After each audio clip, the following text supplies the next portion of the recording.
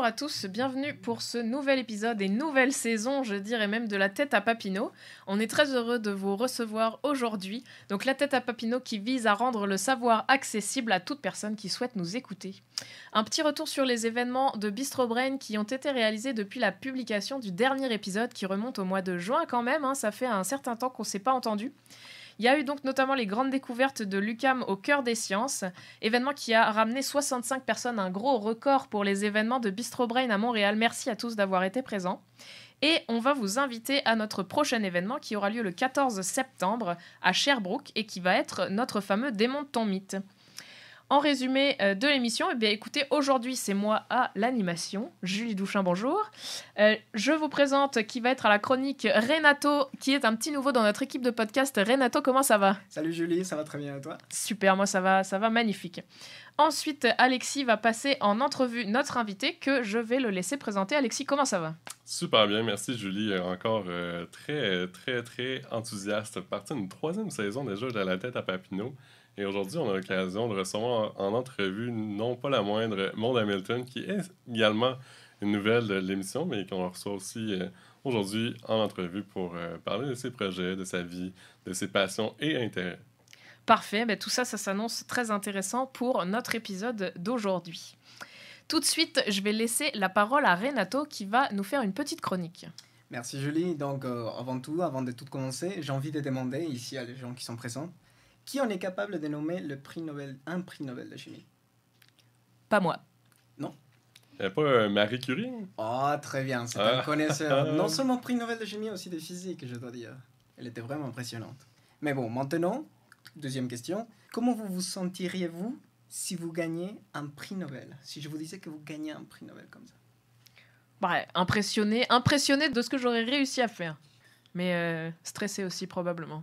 Je pense que je serais très reconnaissant d'une vie probablement entière à étudier un sujet très précis. Exactement, je pense que vous serez probablement content. Cependant, la réalité n'est pas toujours aussi glorieuse. Des physiciens comme Feynman, par exemple, ils ne voulaient pas accepter les prix Nobel par modestie, entre autres. Ou des mathématiciens tels que Poincaré ne voulaient pas être une star. Donc ce n'est pas la pression pour tout le monde, ok ?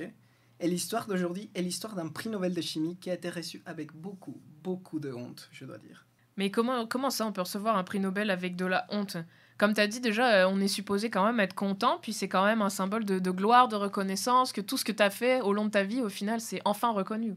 Et oui, mais les prix Nobel de chimie de 1918 est possiblement le prix Nobel le plus polémique de l'histoire. Le chimiste qui a reçu le prix s'appelle Fritz Haber.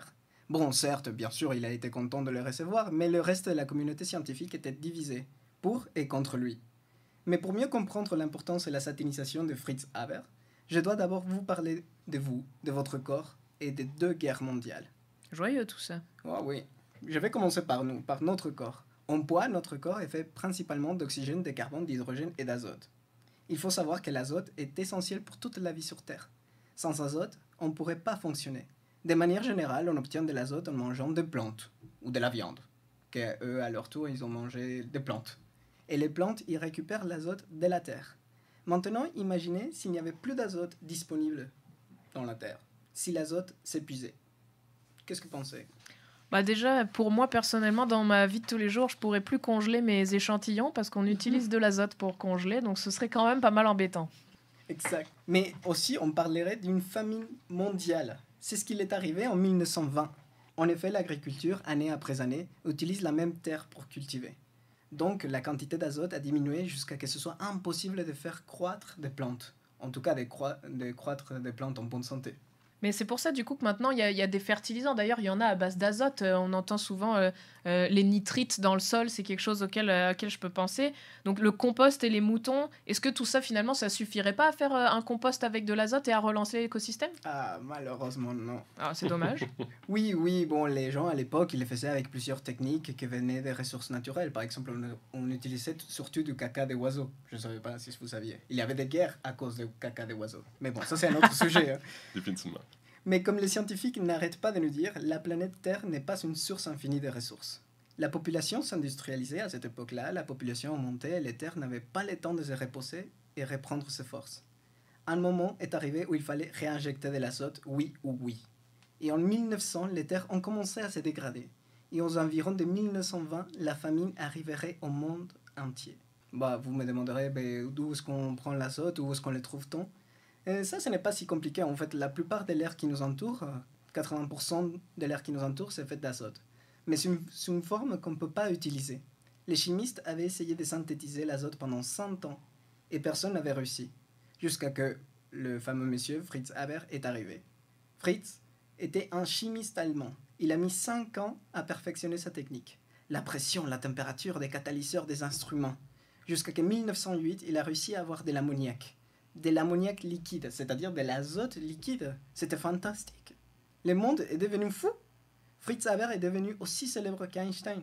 Le processus a été industrialisé et on a eu le premier fertilisateur chimique grand succès.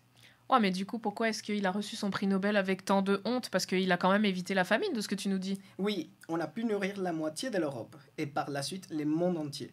Les gens parlaient de produire du pain à partir de l'air. Et comme résultat, la population mondiale s'est multipliée par 4 depuis. Les estimations sont 4 milliards de personnes, donc 4 avec 9 zéros derrière. Si on les compte pour aujourd'hui, c'est la moitié de la population. Donc il est très probable que ta vie se doit à Haber. La moitié de l'azote même qui est dans ton ADN, c'est revenu de la synthétisation de Haber. C'est fou. Pour avoir résolu un des plus grands problèmes de l'humanité, il a gagné le prix Nobel de chimie en 1918. Mais personne n'a célébré avec lui. Le monde avait honte. Du coup, je comprends toujours pas pourquoi le monde avait tant honte, parce que c'est exceptionnel comme découverte. Il a évité la famine. C'est impressionnant qu'au final, on n'ait pas plus entendu parler de ce gars-là. Et oui, Julie, mais je fais un peu de dramatisme ici parce que sinon je vais finir trop vite.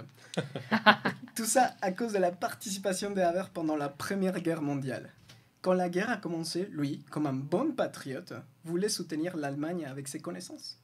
Et je dois vous dire, le nitrate d'azote, non seulement est un bon fertilisant, mais aussi un bon explosif. Il a modifié sa technique pour ne pas sortir du pain à partir de l'air, mais des bombes. Mais non seulement ça, malgré les restrictions des lois de guerre qui interdisent des armes chimiques, il a créé un gaz mortifère, un gaz qui asphyxie la personne qui le respire. Haber Fritz défendait son invention en disant que beaucoup plus de vies seront sauvées si la guerre finit plus rapidement. Oh, mais c'est quand même assez terrible. Et ce gaz, il avait une manière de fonctionner particulière? Parce qu'on en voit des fois, tu sais, dans les films de guerre, on voit des gaz, justement, qui tuent une grosse partie de la population tout d'un coup. Effectivement, une grosse cynophilie ici. C'est les gaz qu'on voit souvent dans les films. Tu vois les gaz là, verdâtres, avec lesquels les gens ils doivent porter des masques et tout. Il s'appelle du gaz de chlorine. C'est un gaz fait à partir de l'azote. On mettait les gaz dans les zones de guerre et les vents amenaient les gaz vers les tranchées. Les gaz rentrent dans les poumons et irritent les muqueuses de façon tellement violente que les poumons se remplissent en liquide. Les soldats se noient littéralement sur terre. Les gaz étaient capables d'éliminer 5000 soldats par utilisation. Haber est devenu capitaine de guerre à cause de son invention. Oh, du coup, je comprends beaucoup mieux pourquoi il y avait des gens qui n'étaient pas trop d'accord avec le fait de le récompenser pour sa contribution scientifique. Il y avait quand même sacrément deux côtés à cette découverte-là. Notamment, sa femme, une des premières femmes à avoir eu un doctorat en chimie, s'est suicidée pas longtemps après. L'histoire n'est pas encore sûre de vraiment les vraies raisons, mais on s'entend bien qu'elle n'était pas d'accord avec ce qu'il faisait. La moitié des scientifiques, qui étaient des pacifistes, dont Einstein, refusaient les prix. L'autre moitié, surtout la communauté scientifique allemande, le vénérait. Et tu nous as parlé de 2 guerres mondiales au début. Est-ce qu'il a aussi participé à la deuxième? Parce que là, on entend parler des tranchées, donc plutôt de la première guerre, justement. Oui, mais il a contribué, mais pas directement. Mais il a eu un grand rôle. Après la défaite de l'Allemagne en 1918, suivez-moi, toute la richesse qu'il avait accumulée, à cause de son invention, n'a plus servi à rien parce que l'Allemagne elle avait fini et donc voilà, elle était en crise, avec crise économique. Quelques années se sont passées jusqu'à ce que le nazisme commence à monter et il a arrêté son travail car il était des familles juives. Il est mort en 1934 d'un arrêt cardiaque. Mais il a laissé un dernier héritage, une dernière désagréable surprise pour le monde. La synthèse d'azote est devenue l'ingrédient principal des gaz des champs d'extermination nazis. On parle de l'homme qui a tué des millions et qui a sauvé des milliards. Donc je vous demande à vous aujourd'hui, maintenant, était-il un héros qui a donné à manger à la moitié du monde ou un vilain patriote? C'est une très grande question, parce que comme tu dis, il a quand même sauvé vraiment beaucoup de monde. Et au final, on n'en serait pas là où on en est aujourd'hui s'il n'avait pas été là. Peut-être quelqu'un qui fait de la recherche de l'éthique pour répondre à cette question. Exactement, on pourra poser cette question à un prochain invité, peut-être, ce serait une bonne question d'éthique, ça. Ah, ça serait parfait, vraiment. En effet, parfois c'est difficile de trouver un champ définitif dans cette question. Mais comme toujours, ce n'est pas la science qui est bonne ou mauvaise, mais l'histoire, le contexte, les sommes qu'ils ont derrière, qui la collent à un côté moral ou à l'autre. Eh bien super, franchement Renato, c'est hyper intéressant. Je savais absolument pas, je connaissais pas du tout l'histoire de cette personne-là, encore moins de son prix Nobel de chimie et des deux côtés de la médaille. Vraiment hyper intéressant. Merci beaucoup et on se retrouve pour la deuxième partie de notre épisode dans quelques secondes.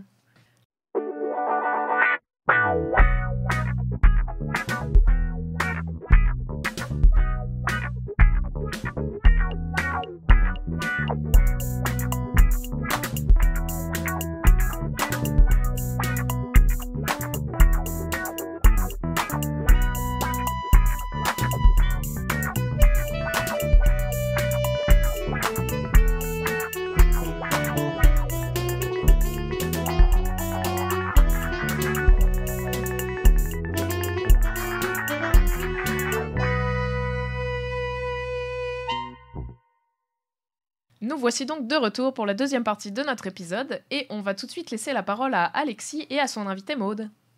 Merci Julie. En fait, je devant moi Maude Hamilton pour la présenter rapidement. C'est une étudiante de première année au doctorat en biologie cellulaire dans le laboratoire de Véronique Giroux. Elle est également impliquée comme responsable de communication dans BistroBrain. Elle est vice-présidente des médias sociaux pour l'association étudiante du RECMUS à Sherbrooke. Impliquée également dans la revue de vulgarisation scientifique La Fibre comme réviseur. Elle a même récemment démarré un site de vulgarisation scientifique. Bienvenue à toi, Maude. Bonjour Alexis. Donc, première question. En quoi est-ce que ça consiste ton projet de recherche? Ça, c'est une question un peu compliquée parce que en ce moment, j'ai 2 projets de recherche. Mais principalement, je travaille sur les cellules souches dans l'œsophage. Et d'un côté, je travaillais à découvrir un peu plus qu'est-ce qui caractérise les cellules souches. Et d'un autre côté, c'est un peu plus au niveau de l'implication des cellules souches dans le cancer de l'œsophage. D'accord. Donc, ton but ultime, c'est un peu de sauver les gens du cancer de l'œsophage? Oui, ça pourrait être ça. En gros, d'une part, c'était d'un peu plus comprendre les cellules souches normalement, comment elles fonctionnent, puis d'autre part, c'était un peu plus dans le cancer, justement, comment est-ce qu'on pourrait les combattre. D'accord, merci. Et comment est-ce que tu y es prise? Pour faire ça, en fait, j'utilise des organoïdes. Donc, c'est quoi des organoïdes? Des organoïdes? Oui. Donc, des organoïdes, ce sont des petits organes qu'on va faire pousser sur du plastique. On va également les faire pousser dans une matrice de gel. Donc, ça ressemble un peu à du jello. Et on va mettre des cellules dans ce jello-là, puis ça va venir reconstituer un mini-organe. Donc, dans ce cas-ci, nous, on travaille avec l'œsophage, donc ça va venir refaire un petit organe en suspension dans ce jello-là. Mais ça pourrait être également fait avec le cerveau ou l'intestin, par exemple. Fait que ça peut être fait avec différents organes. Donc, moi, j'utilise ces mini-organes-là pour en apprendre plus sur les cellules souches. Parce que c'est une manière de garder les cellules souches en culture, ce qui n'est pas toujours le cas avec les cultures cellulaires. D'accord. Donc, c'est pas un jello à manger au goût d'œsophage. C'est vraiment... Ça vient d'où, justement, ces cellules-là d'œsophage? En gros, moi, je vais travailler sur un modèle de souris, donc des organoïdes de souris. Fait qu'on va prélever l'œsophage de la souris, puis on va venir dissocier les cellules pour les ensemencer dans le jello. Fait que des souris qui fument pas mal de clopes et qui ont pas eu un cancer de l'œsophage. Pas tout à fait. D'accord. Est-ce que tu pourrais nous dire, au final, est-ce que ça marche? Est-ce que la technique que tu utilises, dans le fond, va permettre de sauver des millions de vies comme Fritz Haber? Je sais pas pour aider, pour sauver des millions de vies, mais c'est sûr que c'est super utile comme méthode parce que ça nous permet d'avoir un modèle qui est beaucoup plus complexe que simplement des cellules. Fait qu'on peut voir l'interaction des cellules ensemble, là, parce qu'il y a différents types de cellules dans un organe. Là. Ça ne sera pas un seul type cellulaire qui est présent dans un organe. Fait que là, c'est ce que les organoïdes nous permettent, en gros. C'est de voir les interactions entre les différents types de cellules. Ça, dans le fond, ça se passe vraiment à l'échelle microscopique. Là. Ça doit être quand même... ça peut être super stable là, comme environnement. Est-ce que ça survit? Est-ce que c'est... Au final, est-ce que ça marche? Est-ce que ces procédures-là, tu finis par avoir des résultats qui sont révélateurs? Ben, c'est sûr que le but, c'est d'avoir des résultats. OK, d'accord. Mais c'est pas toujours le cas. Comme je pourrais dire, en biologie cellulaire, en fait, la plupart du temps, en fait, ça fonctionne pas. Fait que... il faut persévérer et tout, là, mais... Donc, toi, Maud, qu'est-ce qui t'a amené dans la vulgarisation de me parler de tes implications? Là? Est-ce que tu as eu une révélation en te réveillant un matin, moi, je veux faire de la vulgarisation? C'est sûr que non. Fait qu'en gros, j'ai fait mon bac en sciences, j'ai fait de la biochimie, après ça, j'ai fait ma maîtrise en biologie cellulaire. Puis je trouvais qu'il manquait quelque chose, en fait, pour moi. Je me suis rendu compte que j'aimais la recherche, mais je voulais pas faire une carrière en recherche. Et j'ai essayé d'écrire un article de vulgarisation scientifique, puis c'est vraiment là que j'ai eu la piqûre, en gros. Puis là, ça a débouché sur toutes mes implications en vulgarisation. Puis qu'est-ce que tu trouves le plus le fun dans ce que tu fais en ce moment? Qu'est-ce que je trouve le plus le fun? J'adore écrire, en fait, je pense que c'est ça. Puis c'est surtout partager la science. Là. C'est partager une passion, puis montrer aux gens à quel point le monde est intéressant autour de nous, puis à quel point on sait rien, en fait. Donc, c'est de découvrir des choses à tous les jours. Puis quand tu dis t'écris, là, t'as ton site web, ça ressemble à quoi à peu près ce que tu fais? C'est sûr que pour l'instant, le site web est en construction. D'accord. Mais le but, ça serait d'écrire justement à propos de sciences intéressantes, mais aussi à propos des gens qui font cette science qui est intéressante. Puis ça serait également de parler un peu du monde de la recherche, donc l'envers du décor, parce qu'on n'en connaît pas beaucoup sur la recherche, à part quand on est dedans. Ouais, est-ce que tu avais un exemple là-dessus? Peut-être des gens non initiés qui, je sais pas, arrivent, finalement, et se demandent qu'est-ce que ces gens-là font en blouse blanche, puis... Je pense que la recherche, c'est un monde qui est un peu étonnant pour certaines personnes. Je pense notamment à une stagiaire. Donc, cette stagiaire-là, ce qu'elle m'a dit, c'est qu'elle pensait que le monde de la recherche, en fait, c'était stérile, qu'il n'y avait pas beaucoup de fun qui se passait là, puis qu'on travaillait pas en équipe, qu'on était chacun des individus seuls dans notre coin. Mais en réalité, c'est pas ça du tout, là. Donc, on travaille vraiment en équipe, puis la collaboration, c'est super important parce que la science, ça se fait pas seul. Ça se fait en équipe. Puis c'est un aspect qui est vraiment important, puis que je pense qu'on voit pas souvent. Très bien dit, très bien dit. Puis est-ce que tu pourrais nous dire, là, t'as déjà glissé un petit mot, mais comment est-ce que tu te vois dans l'avenir? J'aimerais ça faire de la vulgarisation, mais c'est un peu comme tu l'as dit, on en a discuté un peu, mais oui, j'aimerais ça faire de la vulgarisation. Je sais pas où exactement, donc ça pourrait aussi être de la communication scientifique, tout simplement. Mais oui, c'est ce que je vois dans l'avenir. Donc, écriture, faire des visuels peut-être, continuer un site web, des projets de la sorte. Exactement. D'accord? Puis on a toujours notre fameuse question pour ceux qui nous rejoignent pour la première fois à ce début de 3e saison. La question va comme suit. Pour toi, quelle place devrait avoir la vulgarisation scientifique dans la société? Pour moi, elle devrait avoir une place super importante. Je pense que la discussion entre le monde scientifique et la population devrait être primordiale. Les gens devraient savoir qu'est-ce qui se passe, puis après ça, ils vont pouvoir utiliser ce savoir-là dans leur vie de tous les jours. Ouais, c'est pas mal ça. C'est une bonne réponse. Je pense que Julie est d'accord également. Tout à fait, très d'accord. Puis justement, pour la suite, comment est-ce qu'on peut te suivre? Donc, vous pouvez me suivre sur Twitter, vous pouvez me suivre sur... j'ai un compte Instagram également relié à mon site web, donc ça peut être là-dessus aussi. C'est pas mal ça. Peut-être ton petit nom de site web rapidement? Ah oui, c'est si fascinant, parce que la science est si fascinante. Quel jeu de mots. Pour vrai, on trouve à chaque jour des nouveaux jeux de mots avec la science. Merci beaucoup, Maude, pour ta présence aujourd'hui, de briser la glace comme ça, comme intervenante co-animatrice de La Tête à Papineau. Donc, pour notre premier épisode, puis là-dessus, je repasse la parole à Julie. Merci beaucoup à tous d'avoir écouté notre premier épisode pour cette donc 3e saison. Merci beaucoup à nos invités et à notre équipe, donc Renato, Maude et Alexis, que vous aurez probablement l'occasion de réentendre dans nos futurs épisodes. On va en profiter pour faire un petit pouce sur nos prochains événements d'ici la publication de notre prochain épisode. Donc le 20 septembre, pour les gens qui nous écoutent à Montréal, on a un 6 à 8 Démonte ton mythe au Petit Campus. Le 1er octobre, on va avoir le pique-nique scientifique de la JVSS, Journée de vulgarisation scientifique de Sherbrooke, au parc Jacques-Cartier, qui va se dérouler de 10h à 17h. N'hésitez pas à venir, c'est un événement super familial, il y a toujours des très belles animations, des présentations, de la nourriture, des rafraîchissements. Et finalement, le 12 octobre, on va avoir au Bocquet Bière, comme à notre habitude, notre 5 à 7 Sherbrookeois Biologie et Molécules. Et surtout, n'oubliez pas, invitez vos amis et invitez quelqu'un à parler de nous ou à venir nous écouter. Merci beaucoup. Merci, au revoir.